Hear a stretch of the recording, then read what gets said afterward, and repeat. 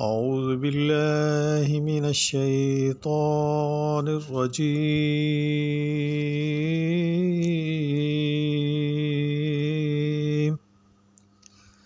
بسم الله الرحمن الرحيم.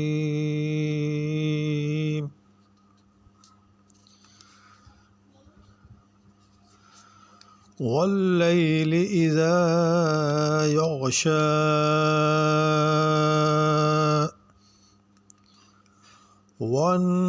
والنهار إذا تجلى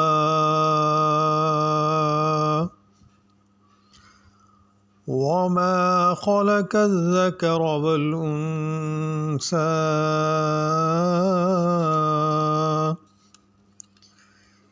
إن سعيكم لشتى فأما من أعطى واتقى.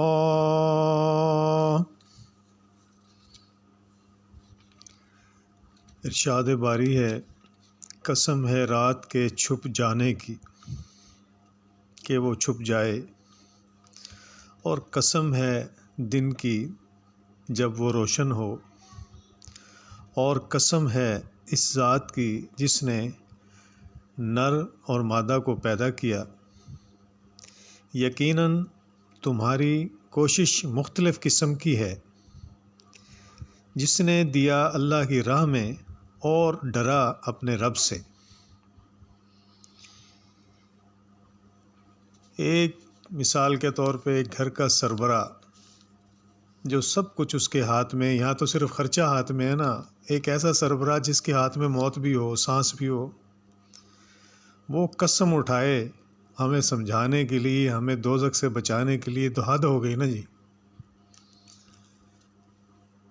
ہم اتنے ڈرنے والے نہیں ہیں کہ اس نے قسمیں اٹھا کے ہمیں سمجھانے کی کوشش کر رہے ہیں. ہمارے بزرگ برتر، ہمارے خدا، ہمارے دنیا اور آخرت کے لیڈر، ہمارے سانسوں کے مالک، اس کو قسم اٹھانے پہ ہم نے مجبور کر دیا ہوا ہے. یعنی افق پر چھا جائے جس سے دن کی روشنی ختم اور اندھیرا ہو جائے، وہ رات ہے، اس کی قسم کھائی ہے. یعنی رات کا اندھیرا ختم اور دن کا اجالا پھیل جائے. یہ اللہ نے اپنی قسمیں کھائی کیونکہ مرد اور عورت دونوں کا خالق اللہ ہی ہے. موصولہ ہے بمعنی للذی، یعنی وہ ذات. یعنی کوئی اچھا عمل کرتا ہے جس کا صلہ جنت ہے، اور کوئی برا عمل کرتا ہے اس کا بدلہ جہنم ہے. یہ جواب قسم ہے. شتا شیطون کی جمع ہے، جیسے مریض ان کی جمع مرض ہے. یعنی خیر کے کاموں میں خرچ کرے گا اور محرم سے بچے گا. کیسی کیسی اللہ نے ہمیں دلیلیں، کیسی اللہ نے ہمیں سمجھانے کی کوشش کی ہے کہ ہمیں کسی طریقے سے بات سمجھ آ جائے اور ہم اللہ کو راضی کرنے والے ہو جائیں.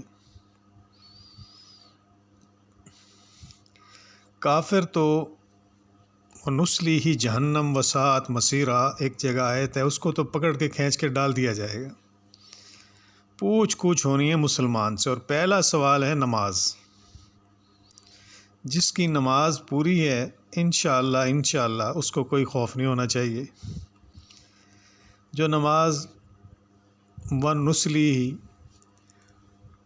جو نماز میں سستی کرتا ہے، جو دکھانے کے لیے پڑھتا ہے، اس کو ذرا سوچنا چاہیے بھائی کو، ہمارے کو.